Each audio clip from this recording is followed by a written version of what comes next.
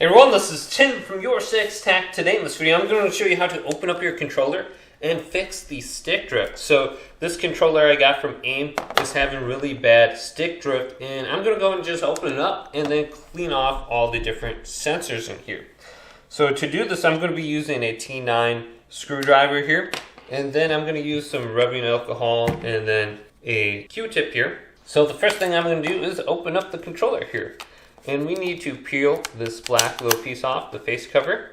And it's probably easiest with just a little guitar pick, or maybe in your fingernails if you have a good fingernail. And then we can just remove this and pop it off, just like this. And then we can set this to the side. Now, we want to pop off the L1 and the R1. And I would suggest using a plastic piece so you don't damage this. If you're using like the actual screwdriver, this might damage it because it's metal, so we can just lift under here just like this, and this piece should pop off now. So let's do this side as well, and it'll come off relatively easy. Now there's going to be 4 screws on here, one here, here, and then on the bottom here, and here. Alright, so keep all these screws in a good location. They're very small, they might roll away on you, and into the carpet. Now there's 2 little latches here we want to lift up on, and make sure these are on latch, otherwise when you try to take apart the cover is simply not going to come off, so they might re-latch on you, which is fine. Now let's go ahead and create some separation and then lift up the cover. So I'm just going to grab it like this, and then make sure this is unlatched, and this one over here, boom. And then I can continue removing this. So I'm going to be very careful not to lift this up. And you want this back cover to be face up, because the battery will fall out on you if you don't. And since this is probably going to have something attached to it, I'm going to be very careful. And I can see it does. So since I have the back paddles on here, it's attached to the board. So I'm just going to go ahead and disconnect it right here. Boom. And then I can remove this. Perfect. Now I'm going to have the battery that I want to lift up on and remove. And mine is going to look just a little bit different since I got a little bit extra stuff on here. And then let's remove the battery. Battery is removed. Now we're going to have this one little screw that we want to remove for this black cover. So let's do that now, and then we can put this to the side. And then there's going to be a small ribbon cable we want to remove as well. So there's going to be a ribbon cable down here. Let's remove this, and this might pop out on you. We can just reseat that when we put everything together. Let's put this to the side now, and this is going to look a little bit different since it is a custom controller. Then we're going to have a ribbon cable here, and then on the sides as well. So there should be 4 for you. So let's do the one on the top here and remove all these so we can disconnect them.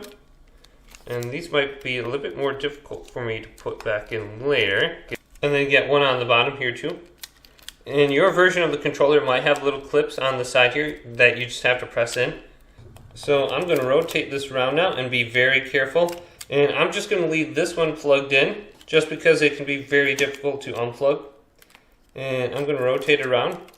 And now I'm going to have access to my thumbstick. And this piece might come undone, but it just goes back into here. So I'm going to leave it on there since it's not coming off. And then I'm going to lift up this and remove the thumbstick. And now I have access to this little actuator that I'm going to go ahead and clean. So this is the one I'm having an issue with. So let's zoom on in. Now these little green boxes we want to go ahead and open up. And we want to be very careful when we do this because we don't want to damage anything. So I'm just going to use this piece and then try to create some separation in here and peel it open. Okay, so I was able to take this little piece and place it into the side here and then create some separation and then open it. And just be very gentle because there are some clips in there. And I took out this little piece right here. So you can kind of see on this side here, there's one sitting there. But I'm just going to go ahead and clean off this sensor with some rubbing alcohol and the Q-tip. And then I'm going to clean off the inside there too. Alright, so let's go into here and then just move this around and clean off really good. Maybe there's some debris in here or something. And then I'm going to do the top here and just move around and make sure the cotton from this doesn't stick in the controller.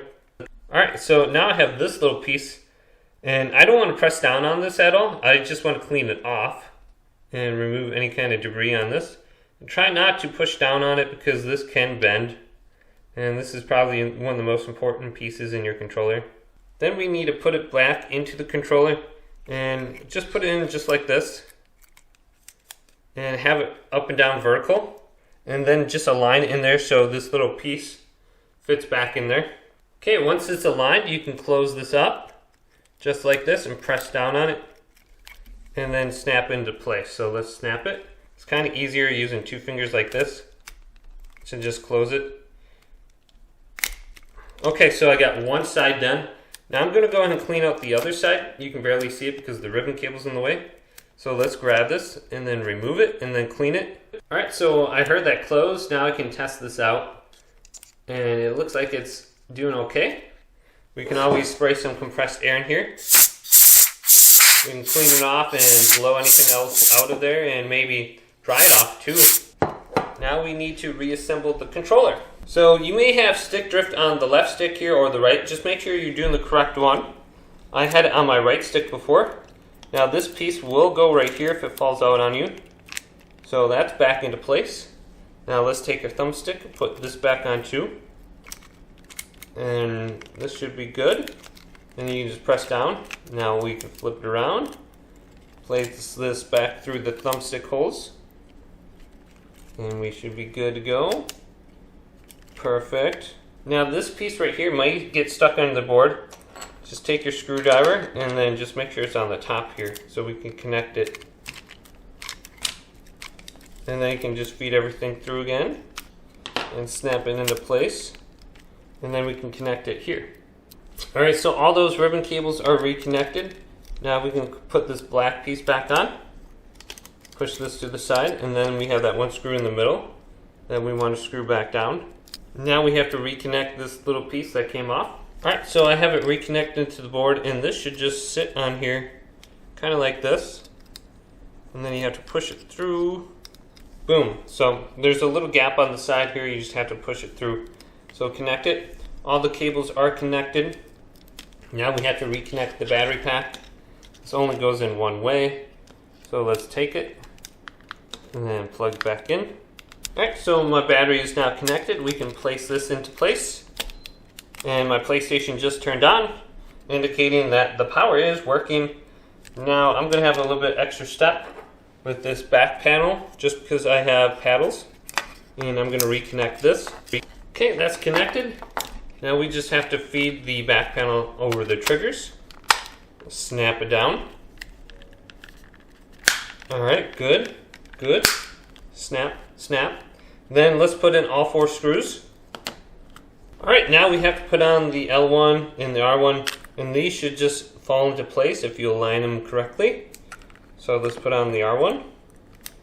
Snap it in. These go on really easy. Just make sure the rounded end is on top. Snap it in. Now let's put the face cover on. Snap, snap, snap. Push it down in the middle too. Everything is looking good. Put your control freaks on if you got them. Boom, and you should be good to go now. Test out your controller and hopefully the stick drift is now fixed. This video did indeed help you out. Leave it a big thumbs up and subscribe to my channel down below for more technical videos coming up next on Your Six Tech.